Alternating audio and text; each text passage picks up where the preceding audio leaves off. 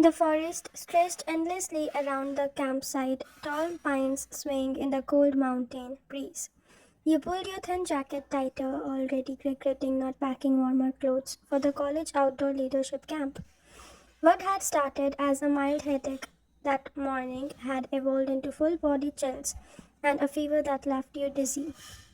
The day had been a disaster from the very start. During the morning rock climbing session, you had barely made it halfway up to the wall before your arms gave out.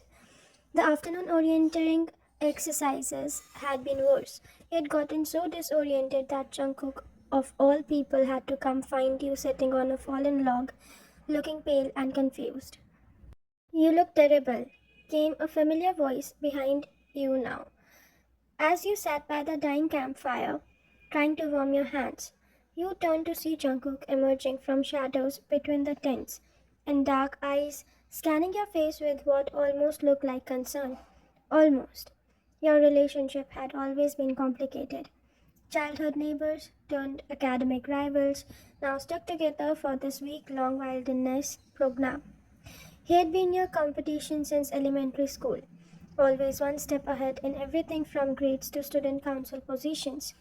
Thanks for the prep talk, you muttered, wrapping your arms around yourself as another shiver ran through you.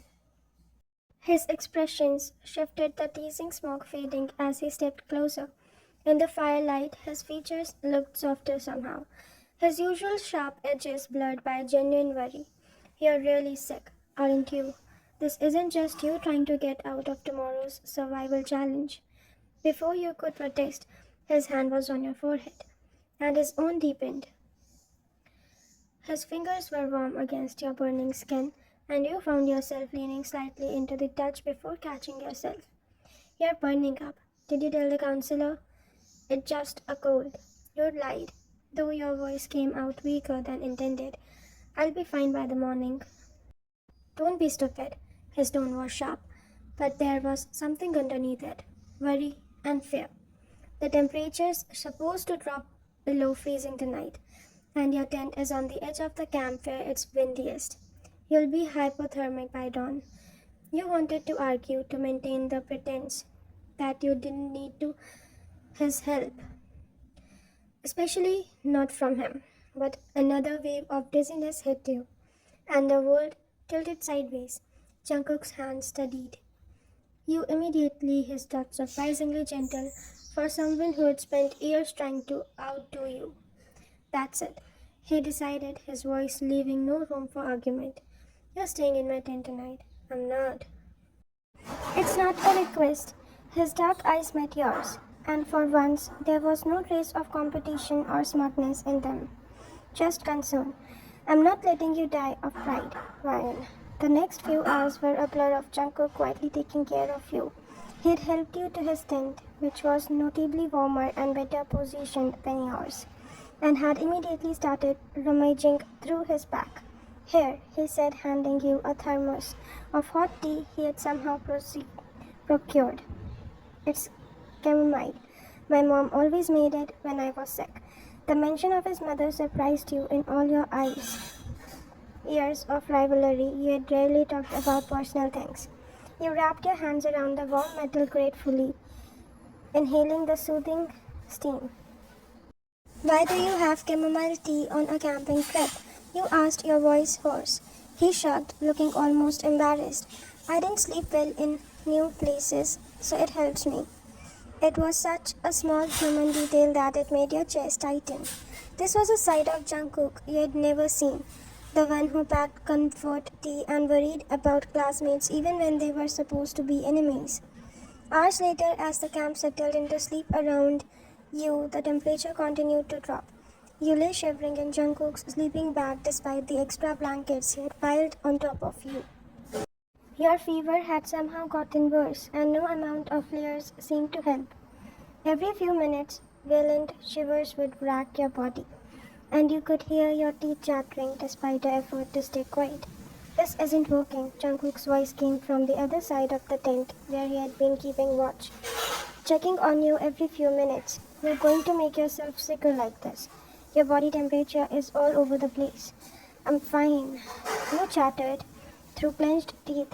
though you both knew it was a lie. You heard him sigh, then the rustle of movement. There was a long pause, as if he was wrestling with something internally. Look, he said finally, his voice was careful and measured. I know we are supposed to hate each other or whatever, but I'm not letting you freeze to death on my watch. And before you could argue further, this was basic survival. Body heat is the most effective way to treat hypothermia. The sleeping bag behind you unzipped and you felt the warmth of his presence before he even touched you. Your heart started racing for reasons that had nothing to do with your fever. Is this okay? He asked quietly, his voice softer than I'd ever heard it. I mean, I know we are not exactly, but you need to get warm. You managed a small nod, too cold and exhausted to maintain your pride. His arms wrapped carefully around your waist, pulling you back against his chest with finite gentleness. The instant warmth was overwhelming, not just from his body heat radiating through his thin t-shirt, but from the tenderness in the gesture. Better, he whispered against your hair, his breath warm on your neck. Much, you admitted, finally starting to relax as the violent shoving began to subside. For the first time in hours, you could feel your muscles unclenching. In the quiet darkness, with his steady breathing behind you and his arms keeping you safe from the cold, the walls you had built between you seemed to crumble. This wasn't your rival or your enemy. This was Jungkook, who had noticed you were sick before you had even admitted it to yourself, who had given up his own comfort to make sure you were okay, but sleep wouldn't come easily. Every time you started to drift off, you'd either shiver awake or feel too warm from fever. Jungkook seemed to sense every change, adjusting the blankets or loosening his hold when you got too hot, pulling you closer when the chills returned. Can't sleep, he murmured during one of your restless movements. Sorry, you whispered. I know you must be tired. Don't apologize. His voice was soft in the darkness. I'm not going anywhere. There was something in his tone that made your heart skip. I promise, maybe. A tenderness he had never associated with him before. Jungkook, you said quietly after a few more minutes. Why are you doing this? Really? His arm tightened slightly around you, and you felt him take a deep breath. You want the honest answer. Always. Because despite what you think, I don't actually hate you. I never have. The confession came out in a rush, like he had been holding it back for years. All those times we competed, all those arguments. I think I was just trying to get your attention. Your breath caught. What do you mean? I mean, he said, his voice barely above a whisper, that maybe I've been an idiot for the past 10 years. Maybe instead of trying to beat you at everything, I should just have asked you out. The words hung in the air between you, heavy with years of misunderstood glances and competitive tension that might have been something else entirely. Your heart was pounding so hard you were sure he could feel it against his arm. You are delirious, you whispered, but there was no conviction in it. Maybe, he agreed, and you could hear the smile in his voice. Fever dreams and all that. But I don't think so. You turned in his arms then, needing to see his face even in the dim moonlight, filtering through the tint. His dark eyes were serious, vulnerable in a way you had never seen before. I don't hate you either, you whispered back, reaching up to touch his cheek. His skin was warm under the palm, and he leaned into the touch like he'd been waiting for it his whole life. Good, he said softly, covering your hand with his. Now get some sleep. You need to get better so we can figure out what this means.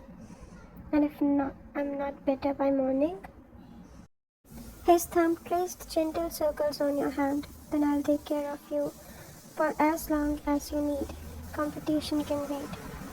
As you settled back against his chest, surrounded by his warmth and the steady rhythm of his heartbeat, you realized that maybe getting sick in the middle of the forest wasn't the worst thing that could have happened. Maybe it was exactly what you both needed to finally stop fighting and start feeling. The forest was still cold around you, the wind still howling through the trees. But for the first time all day, maybe for the first time in years, you felt completely warm and completely safe. And as the sleep finally claimed you, Jungkook's arm tightened protectively around you as if he could shield you from every single thing bad in the world. Tomorrow would bring questions and complications, but tonight was just this. The boy who had been in rival holding you like you're the precious one, whispering soft reassurances whenever you stirred in your sleep, proving that sometimes the best things come from the most unexpected places.